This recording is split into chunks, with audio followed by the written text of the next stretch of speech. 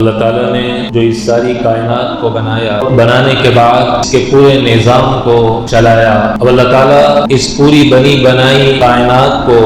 اور اس پورے چلتے ہوئے نظام کو ایک دن آئے گا کہ اس میں ختم کر کے رکھ دے گا، اور وہ قیامت کا دن ہوگا جس دن یہ پوری کائنات کو اللہ ڈٹا کے رکھے گا، یہ پورے پھیلے ہوئے اور بچھے ہوئے دسترخوان کو اللہ سمیٹ کے رکھ دے گا، پھر اللہ تعالیٰ سب کو میدان حشر میں جمع کرے گا، اور وہ دن بڑا خطرناک اور ہولناک دن ہوگا۔ اور اس دن کو بیان کرنے کے لیے جن الفاظ کا قرآن کریم میں انتخاب کیا گیا ہے وہ خود الفاظ اتنے ہیبت والے ہیں، ان سے اتنا خوف ٹپکتا ہے کہ ان الفاظ پر اگر غور کیا جائے تو ان الفاظ ہی کے ذریعے اس دن کی ہولناکی انسان کو ظاہر ہوتی ہے، حتیٰ کہ انبیاء علیہ الصلوۃ والسلام بھی اس دن کی ہولناکی کو برداشت نہیں کر سکیں، وہ بھی اس دن کی ہولناکی سے بڑے خوف زدہ ہوں گے، واللہ کا جلال ہوگا، واللہ کا رعب ہوگا۔ تو انبیاء علیہ الصلوۃ والسلام پر بھی اس انداز سے ظاہر ہوگا کہ وہ بھی اس دن اعلان کریں گے نفسی نفسی، آج کے دن تو مجھے صرف اپنی فکر ہے کہ میں کسی طریقے سے اللہ کے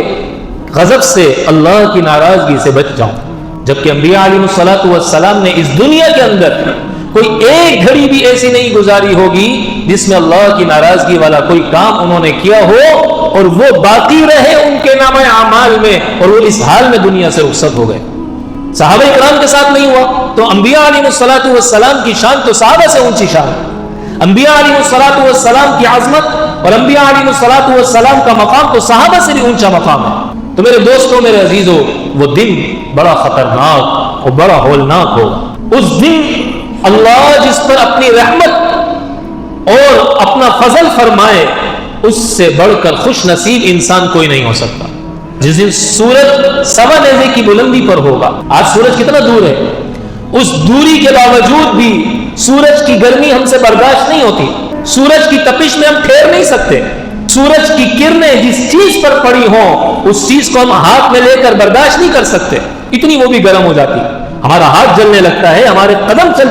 جلنے لگتے ہیں اگر ہم خالی فرش پر چلیں تو۔ اس وقت کیا حال ہوگا جب سورج ہمارے سر پر ہوگا؟ اللہ کا غضب اور اللہ کی ناراضگی اور اللہ کا غصہ ان لوگوں کے اوپر مزید برس رہا ہوگا جنہوں نے دنیا کی زندگی اللہ کی نافرمانی والی گزاری ہو، اور ہر انسان اپنے گناہوں کی بدولت، اپنی نافرمانیوں کی نحوست کے بقدر اور غفلت والی زندگی گزارنے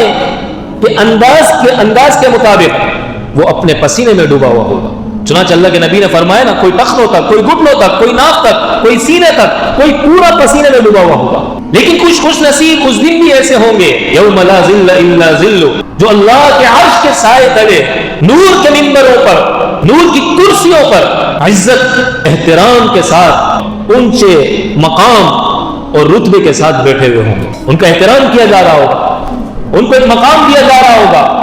ان کی عزت کی جا رہی ہوگی۔ مختلف احادیث کے اندر اللہ کے نبی نے وہ اوصاف بیان فرمائے ہیں، وہ صفات بیان کی ہیں، وہ باتیں بیان کی ہیں کہ جن باتوں کی وجہ سے، جن اعمال کی وجہ سے، ان اعمال کو اپنانے کی وجہ سے، ان صفات کے مطابق زندگی گزارنے کی وجہ سے اللہ قیامت کی اس ہولناکی اور اس پریشانی والے دن میں بھی ان کی حفاظت فرمائے۔